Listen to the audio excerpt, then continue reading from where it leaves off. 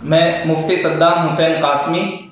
इस्लाही मुआशरा committee Bikaner की तरफ से ये तमाम बातों की दरख्वास्त की जाती हैं। बिस्मिल्लाहिर्रहमानिर्रहीम। मोहतरम नाज़रीन,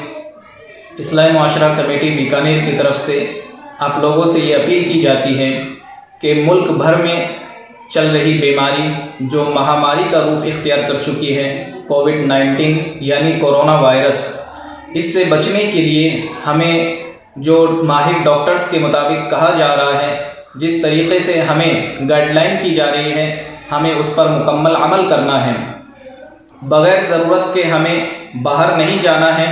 अगर बावक़्ते ज़रूरत हमें बाहर जाना भी पड़े तो हमें चाहिए कि हम वापस आकर सबसे पहला काम ये करें कि हम अपने हाथों को जो इस्तेमाल हुआ है या जिस्म का कोई भी हिस्सा हमारा इस्तेमाल हुआ है, तो हमें चाहिए कि हम घर आकर के गर्म हल्के पानी से नहाएं और अपने कपड़ों को भी गर्म हल्के पानी के अंदर भिगो कर रख दें और उसी से धोएं। और सैनिटाइज़र से ख़ास तौर पर सैनिटाइज़र को इस्तेमाल करते रहें। एक पैगाम इस्लाही मुआशरा कमेटी जो आप हजरात को रमज़ानुल मुबारक यानी मुक़द्दस महीने के बारे में देना चाहती है, वो ये है कि रमज़ानुल मुबारक का मुक़द्दस महीना, जिसके अंदर हर शख्स ये चाहता है कि मैं अल्लाह तबारक व तआला की रज़ा हासिल करूं, लेकिन इस वक्त चल रहे कोविड-19 कोरोना वायरस की वजह से हमारे इज्तिमाई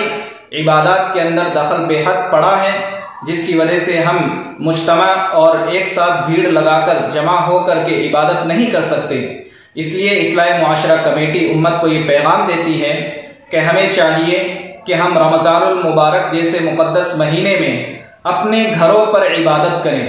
इन इबादत के अंदर चाहे हमारी 5 वक्ता नमाज हो, चाहे नमाज जुमा हो, नमाज जुमा के बजाय हम अपने घरों में ज़ोहर की नमाज अदा करें। और इसके साथ साथ रमज़ानुल मुबारक का ख़ास महीना है, इबादत का महीना है, तो इसके अंदर जो ख़ास अमल सुन्नत मुअक्कदा का दर्जा रखती है, जो हम मस्जिदों के अंदर तरावी की शक्ल में नमाज अदा करते हैं, तो हमें चाहिए कि हम सोशल डिस्टेंस के रहते हुए, इस लॉकडाउन के रहते हुए सोशल डिस्टेंस जिसके अंदर बनाए रखना ज़रूरी है, तो हम मस्जिदों के अंदर भीड़ ना करें, बल्कि अपने घरों पर हम तरावी की नमाज अदा करें। इसके अंदर ख़ास तौर पर यह ख्याल रखा जाए कि अगर हुफ़ाज़ इकराम यानी जो कुरान करीम के हाफिज़ हैं, अगर वो हमारे दरमियान में मौजूद है, तो हमें चाहिए कि हम उन हुफ़ाज़ इकराम के पीछे भी ज़्यादा भीड़ ना करें, ज़्यादा मजमा ना करें, बल्कि अगर किसी घर में हाफिज़ कुरान है तो वो अपने घर वालों को नमाज तरावी अदा करवाएं, कुरान करीम उसके अंदर पढ़ें। अगर कोई गैर हाफिज़ है और बाशरा भी है, उसे कुरान करीम का कुछ हिस्सा याद भी है, तो उसे चाहिए कि वो अपने घर वालों को नमाज तरावी अदा कराएं और कुरान करीम का जो हिस्सा उन्हें याद है, जिस तरह आमतौर पर आखिरी 10 सूरतों के जरिए कुरान करीम पढ़ा जाता है, तो वो 10 सूरतें तरावी के अंदर तिलावत फरमाएं। और इसके अलावा जो लोग हैं उन्हें चाहिए कि वो ना तो मस्जिद में शामिल हो सकते हैं वो लोग, और ना वो किसी हाफिज के पीछे जा सकते हैं, तो उन लोगों से हमारी दरख्वास्त है कि वो अपने घरों पर तन्हा नमाज तरावी अदा करें। इंशाअल्लाह अज़ीज़ उनके घरों पर रुकने से वही उनको सवाब मिलेगा। अल्लाह की ज़ात से हम उम्मीद करते हैं कि वही सवाब उन्हें मिलेगा जिस तरीके से हम मस्जिदों के अंदर नमाज पढ़ने का हमें सवाब मिलता है। इन बातों का ख़ास तौर पर ख्याल रखें। और एक बात मैं आप हजरात से अर्ज़ करना चाहता हूँ कि जिस तरीके से रमज़ानुल मुबारक के महीने में अहले मदारिस हमारे यहाँ आते हैं और हम उनका ताउन करते हैं,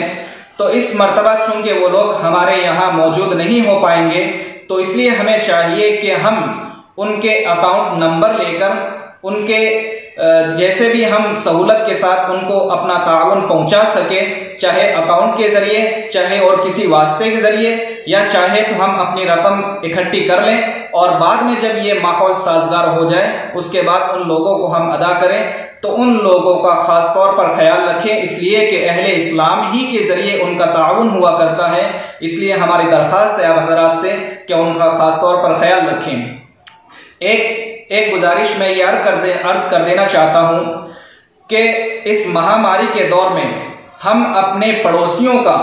हम अपने हमसाये का ख़ास तौर पर ख्याल रखें। इसलिए नबी करीम सल्लल्लाहु अलैहि वसल्लम ने फरमाया कि उस शख्स के लिए खाना जायज़ नहीं है कि जिसका पड़ोसी भूखा हो। इसलिए इस बात को मानते हुए, इस बात पर अमल करते हुए हमें चाहिए कि हम पड़ोसियों का और अपने अहले महल्ला का ख़ास तौर पर हम ख्याल रखें। और इसी के साथ साथ जो लोग जो लोग क्वारंटाइन में हैं या जो लोग आइसोलेट हैं, उनसे मेरी गुजारिश है कि वो जब अपने घर पर लौटें तो उन्हें लौटने के बाद भी एहतियात करना चाहिए।